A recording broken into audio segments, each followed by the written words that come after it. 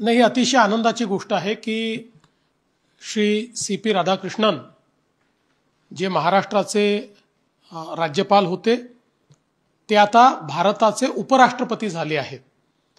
आणि ज्यावेळेस त्यांची घोषणा झाली त्यावेळेस मला विशेष आनंद झाला। याचं कारण त्यांची घोषणा करत असताना त्यांचा जो पत्ता सांगितला गेला तो मुंबई राजभवन हा पत्ता त्यांचा सांगितला गेला। त्यामुळे मुंबईतले महाराष्ट्रातले नागरिक असलेले वोटर असलेले सी.पी. राधाकृष्णनजी हे देशाचे उपराष्ट्रपती झालेले आहेत। मी त्यांचं अतिशय मनापासून अभिनंदन करतो।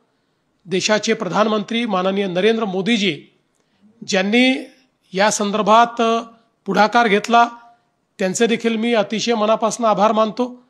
आणि एनडीएच्या सगळ्या घटक पक्षांचे मी आभार मानतो आणि अभिनंदन करतो की त्यांनी एक अतिशय उत्तम अशा प्रकारचे राष्ट्रपती या देशाकरता निवडले आहेत।